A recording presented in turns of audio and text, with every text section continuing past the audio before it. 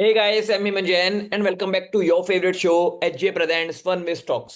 तो आज मैं स्टॉक में फन भी करूंगा और आपके साथ एक चीज शेयर करना चाहूंगा कि देखो मैं ना अपनी पुरानी वीडियो देखते रहता हूँ क्योंकि मैं नहीं चाहता जो मैंने इतने एक्सपीरियंस के साथ सीखा है मैं फॉर वट एवर रीजन वो चीजें भूलूं।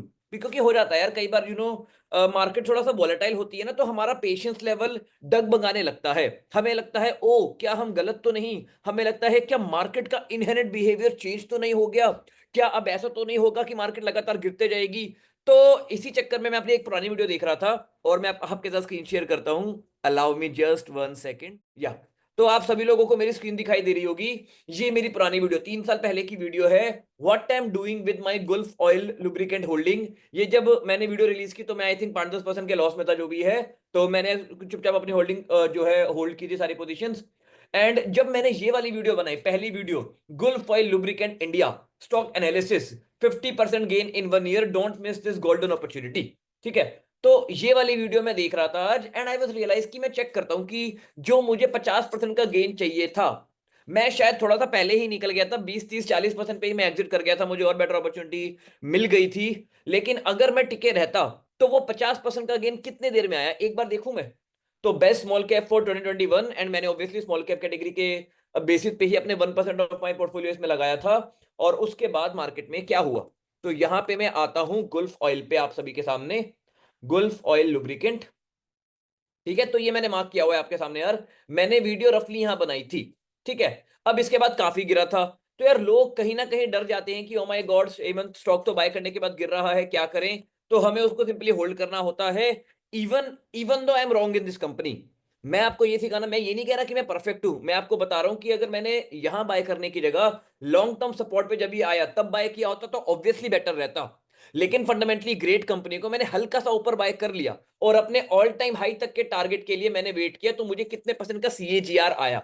टारगेट आने में मुझे लगा था 1 साल लगेंगे, लेकिन नहीं, 1 साल से थोड़ा ज्यादा समय लगा था। लगभग टाइम लगा था, अलाउ मी जस्ट 1 मिनट, मैं आपको देख के बताता हूं। टाइम लगा था लगभग 2-3 साल, लगभग 2.5 से 3 साल का हमें समय लगा था। ठीक है। लेकिन अगर मैं सीएजीआर के टर्म्स में देखूं तो उसका मेरे पास एक कैलकुलेटर है, CAGR, CAGR custom range calculator, जिसको मैं 2 पॉइंट पे रखता हूं। पहला, जब मैंने वीडियो बनाई थी लगभग दिस 16 या 22 जून के आसपास मैंने वीडियो बनाई थी 2021 में। एंड दूसरा, जब मेरा टारगेट अचीव हुआ, जो अचीव हुआ था इस तारीख को, इस हरी कलर की मोमबत्ती पे। तो even though I was wrong, अगर मैं सिंपली अपने टारगेट के लिए होल्ड करता मुझे लगभग 17% का सीएजीआर मिलता, जो बहुत बुरा नहीं है। मैं ये नहीं कह रहा हूं कि हमें जो है हमेशा 50-60-70% के आरओआई को टारगेट करना चाहिए, लेकिन जब आप बड़े रिटर्न्स को लेके बैठते हो और आप अपनी कन्विक्शन पे, अपनी स्ट्रेटेजी पे आपको पूरा भरोसा होता है, तो आप हमेशा प्रॉफिट में ही एग्जिट करोगे। आपको अननेसेसरी लॉस बुक करने की जरूरत कभी भी नहीं है।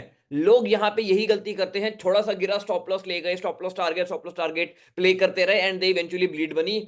तो वो बेवकूफी या वो गलती तो हमें गलती से भी नहीं करनी है मार्केट में। ठीक है। तो दैट इज वन लर्निंग कि यार मैं गलत भी हूं ना, तो भी मेरे को मेरी पोजीशन प्रॉफिट देके जाती हैं, क्योंकि मैं ज्यादा से ज्यादा यार हमारा होल्डिंग पीरियड बढ़ जाएगा और कुछ नहीं होगा। जो हमें 2 मिनट के लिए होल्ड करना था वो हम 10 मिनट के लिए होल्ड करेंगे। That's absolutely fine. तो आप भी जाओ यार, ये एनालिसिस आप भी कर सकते हो। मेरे चैनल पे जाओ, टाइम अगर विले हो, अगर टाइम है तो पुरानी वीडियोस को देखो कि पैसा बन रहा है या नहीं बन रहा। हेमंत ने जो भी पास में पढ़ाया था वो चीजें सही में नॉलेजेबल वैल्यूएबल थी या नहीं थी। क्योंकि यार मेरा तो पोर्टफोलियो काफी अच्छे से ग्रो कर रहा है, so for me those things are pretty much knowledgeable, pretty much valuable, and मेरा उससे काफी अच्छा पैसा आज भी बन रहा है। Even today I am following the same kind of set of rules, even today I am following the same set of strategies. तो करेंटली कौन से ऐसे दो स्टॉक है जो हम बाय कर सकते हैं बेस्ड ऑन दोज रूल्स। तो एक बार देख लेते हैं यार। रिलायंस ऊपर से 25% गिरा था लगभग। अगर रिलायंस 25% गिरने पे बाय किया होता, मैंने तो देखो बाय किया हुआ है, I am still holding and I am glad Reliance इस लेवल पे वापस आया है। योर चॉइस, देखो again it's your money, your choice, आपको किस तरीके से एलोकेट करना है वो आपके ऊपर है। जब आप ऐसी ग्रेट कंपनीज को 20-22% गिरने पे बाय करते हो और जब ये ऑल टाइम हाई तक वापस जाती हैं, मैं कहता हूं ऑल टाइम हाई का टारगेट मत लगाओ। एक रेजिस्टेंस जोन भी अगर आप देख लो ना, मोटा मोटा यहां तक वापस जाती हैं, अगर आप यहां तक का भी टारगेट लगाते हो तो 1-1.5 साल के अंदर अंदर अच्छा खासा 24% का गेन आ जाएगा। तो यहाँ पे डरना नहीं चाहिए, यहाँ पे हमें ऐड करना चाहिए। तो रिलायंस मैं बाय कर रहा हूं based on my rules. Asian Paints, Asian paint please miss मत करना, again your money your choice. Guys एक डिस्क्लेमर मैं दे देना चाहता हूं कि जो भी स्टॉक मैं बाय कर रहा हूं, because there is risk in the market, and market का इनहेरेंट बिहेवियर है कि स्टॉक जो है ऊपर नीचे होते हैं। तो बाय डिफॉल्ट जो भी स्टॉक मैं बाय कर रहा हूं वो गिर भी सकता है और जीरो भी हो सकता है। अगर कंपनी में बैंक्रप्सी की न्यूज आ गई, कुछ भी हो गई, there is a risk in the market, so you need to understand that risk, and उस रिस्क की वजह से ही मैं किसी भी एक कंपनी में 5% से ज्यादा एलोकेशन नहीं करता हूं।